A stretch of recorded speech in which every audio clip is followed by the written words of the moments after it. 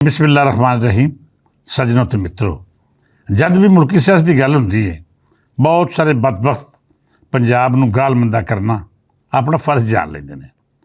KP के बुरे हालात होवन, सिंध विच रोज़गार का मसला होवे, या फिर बलोचिस्तान के वसनीकां लई इंसानी बुनियादी हक, हर मामले विच जिवें पंजाब नूं जिम्मेदार करार देण दी अजिही रीत पैदा हो गई है जिन्हें सुबाईयत की अग नूं वेला लंघण दे नाल नाल हवा दित्ती है। सूबे में नफरत की इस अग उत्ते साडी सियासी अशराफिया ने पानी पाने की बजाय तेल सट के अपने मुफादा के हथ सेके ने। अज नतीजा ये निकलिया कि हत्थां नाल दित्तियां गंढां दंदां नाल खोलणियां पै रहीआं ने। पहलों जिहड़ी इस्टैबलिशमेंट अखां मीट के तमाशा वेखदी रही, कौम परस्तां नूं मुल्क दुश्मनां दे हत्थों वरतींदे वेख के चुप धार के इन्हां नूं रियासत दी रगां विच अपना जहर घोलण की इजाजत दित्ती रखी।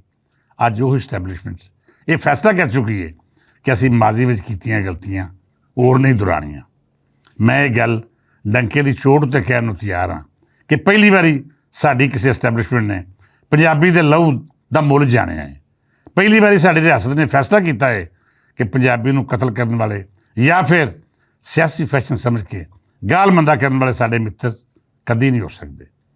जिवें पंजाब विच बह के किसी बलोच, सिंधी या फिर पठान नूं बुरा भला कहना, वो कारोबार उत्ते रोक लाना या फिर महज इसलिए कतल कर देना कि वो शनाख्ती कार्ड उत्ते गैर पंजाबी दर्जे, इंसाफ या रियासत दोस्ती नहीं हो सकता। इंज ही किसी पंजाबी का कतल भी इस सियासत की बका लई खैर की खबर नहीं बन सकता। जे किसी का इस्तेहसाल वो अपने सियासतदानां, सरदारां, वडेरियां या फिर अफसरशाही नाल ताल्लुक रखने वाले किया है तो उन्हां दा कलमा फड़न, ना कि अपने मुजरम दी गल्लां विच आके किसी होर नूं गोली का निशाना बना के इस रियासत की जड़ा वड्डण वाले विच मारो। सज्जनों, मैं सूबाई तसब के सख्त खिलाफ हाँ। मेरे अपने दफ्तर में सिंधी ते पठान वीर कई सालों तो काम कर रहे हैं। साडा उन्हां नाल मुहब्बत ते भाईचारे का अजिहा ताल्लुक है कि तुसीं कोई फर्क नहीं कर सकते कि किस दी जुड़त किस सूबे या किस कौम नाल है। इंज ही साडे दफ्तर में सिख वीर ते मसीही भरा भी मुश्किल आउण जान रखते हैं। असी या उन्होंने कभी मजहबी या मसल की पद्धर उत्ते कोई फर्क नहीं रखा। इहो देश पंजाब की रेतल दा हुसन ते साडी रीत है। होना तो यह चाहिए है कि सानू इहो मुहब्बत बेगाने सूबियां ते कौमां कोलों लभे, पर बदकिस्मती नाल जद भी दूजे सूबे कोई गल करते हैं तो अज के दौर में भी लोगों को जाहिल जान के सीधा सीधा इल्जाम पंजाब या पंजाबियों ते धर देंदे ने।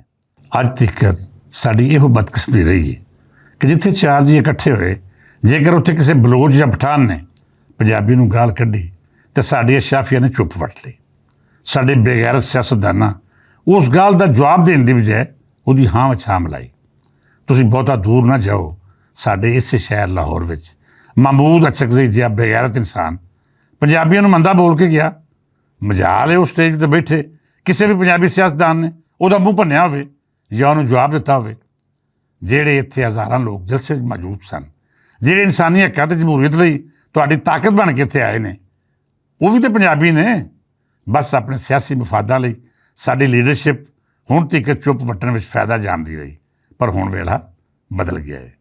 ਸਾਡੀ ਕਈ ਦਿਹਾਈਆਂ ਦੀ ਮਿਹਨਤ ਰੰਗ ਲਿਆ ਰਹੀ ਹੈ। ਅਸੀਂ ਜੋ ਤਹਿਰੀਕ ਮੁਸ਼ਤਾਕ ਬੱਟ ਮਰਹੂਮ ਦੇ ਪਿੱਛੇ ਖਲੋ ਕੇ ਸ਼ੁਰੂ ਕੀਤੀ ਸੀ, ਅੱਜ ਉਹ ਤਹਿਰੀਕ ਇੱਕ ਮਜ਼ਬੂਤ ਆਵਾਜ਼ ਬਣ ਕੇ ਸਿਆਸੀ ਅਸ਼ਰਾਫੀਆਂ ਨੂੰ ਗੈਰਤ ਦਵਾ ਰਹੀ ਹੈ कि देश पंजाब की धरती का मुकदमा खुल के लड़ो। जोड़ा पंजाब के पंजाबी नूं गाल कढ़े उन्होंने गलमियों फड़ो। जे चार चपेड़ा नहीं मार सकते तो घट्टो घट्ट चार गालां तो जरूर कढ़ो, ताकि उन्हें पता लगे कि पंजाबी अपनी सियासत या माड़े मोटे फायदे लिए अपनी इज्जत उत्ते कंप्रोमाइज़ करने वाली कौम नहीं। जिन्हें पंजाबियां अपनी इज्जत ते वकार उत्ते समझौते किए वो पंजाबी हो ही नहीं सकते। सज्जन प्यारे हो, पिछले दिनी ANP ने कुल जमाती कांफ्रेंस का आगाज़ किया। इस कानफ्रेंस मुल्क दी वड्डियां सियासी जमातों के नुमाइंदे मौजूद सन, जिन्हां अपने विचार ते तफजात बयान किए। जिवें मैं पहलां गल कीती है कि बाज़ पंजाब दुश्मन हर प्लेटफार्म उत्ते पंजाब ते पंजाबी नूं मंदा बोलण विच सियासी पॉइंट स्कोरिंग लभदे ने। इंज ही इस कानफ्रेंस भी कुछ लोगों ने एक बार फिर पंजाब बारे वो बकवास की जो किसी भी कौमी सतह लीडर नूं जेब ही नहीं देंदी। पंजाब बारे आख्या गया कि जिवें साडी लीडरशिप या फिर इस धरती ने जुड़त रखने वाली अफसरशाही ਐਸਟੈਬਲਿਸ਼ਮੈਂਟ ਦੂਜੀ ਸੂਬਿਆਂ ਦੇ ਵਸਾਇਲ ਖੋਹਣਾ ਚਾਹ ਰਹੀ ਹੈ। ਬਲੋਚਿਸਤਾਨ ਵਿੱਚ ਮਿਸਿੰਗ ਪਰਸਨ ਅਤੇ KP ਦੇ ਮਾਈਨਸ ਐਂਡ ਮਿਨਰਲ ਬਿੱਲ ਦੇ ਹਵਾਲੇ ਨਾਲ ਵੀ ਗੱਲ ਕਰਦਿਆਂ ਕੁਝ ਲੋਕਾਂ ਪੰਜਾਬ ਨੂੰ ਗੈਰ ਜ਼ਰੂਰੀ ਤੌਰ 'ਤੇ ਮੰਦਾ ਬੋਲਿਆ। ਮੈਂ ਦਾਦ ਦੇਣਾ ਹਾਂ ਇਸ ਮੌਕੇ 'ਤੇ ਮੁਸਲਿਮ ਲੀਗ ਦੇ ਸੈਂਟਰ ਜਨਾਬ ਅਲਫਾਨ ਸਦੀਕੀ ਹੋਰੀ ਮੌਜੂਦ ਸਨ, ਜਿਨ੍ਹਾਂ ਪਹਿਲਾਂ ਤਾਂ ਵਜ਼ਾਹਤ ਕੀਤੀ ਕਿ ਮੈਂ ਪੰਜਾਬ ਦਾ ਨੁਮਾਇੰਦਾ ਨਹੀਂ, ਪਰ ਫਿਰ ਵੀ ਇਹ ਜ਼ਰੂਰੀ ਨਹੀਂ ਕਿ ਤੁਸੀਂ ਹਰ ਮਾਮਲੇ ਉੱਤੇ ਪੰਜਾਬੀ ਨੂੰ ਮੰਦਾ ਬੋਲਣਾ ਸ਼ੁਰੂ ਕਰ ਦਿਓ। ਉਹਨਾਂ ਨੇ ਇਹ ਵੀ ਆਖਿਆ ਕਿ ਪੰਜਾਬੀਆਂ ਦੇ ਸ਼ਨਾਖਤੀ ਕਾਰਡ ਵੇਖ ਕੇ ਸ਼ਹੀਦ ਕੀਤਾ ਜਾਂਦਾ ਹੈ, ਕੀ ਤੁਸੀਂ ਉਹਦੀ ਨਿੰਦਿਆ ਕਰਦੇ ਹੋ? ਕੀ ਪੰਜਾਬੀ ਇਸ ਸਿਆਸਤ ਦਾ ਸ਼ਹਿਰੀ ਨਹੀਂ? ਕੀ ਪੰਜਾਬ ਵਿੱਚੋਂ ਆਪਣੇ ਪੁੱਤਰਾਂ ਦੇ ਜਨਾਜ਼ੇ ਚੁੱਕਣ ਮਗਰੋਂ ਕਦੀ ਅਜਿਹੀ ਆਵਾਜ਼ ਆਈ ਕਿ ਬਲੋਚ ਜਾਂ ਪਠਾਨ ਨੂੰ ਉਹਦੀ ਸ਼ਨਾਖਤ ਬਾਰੇ ਕਤਲ ਕਰਤਾ ਜਾਏ?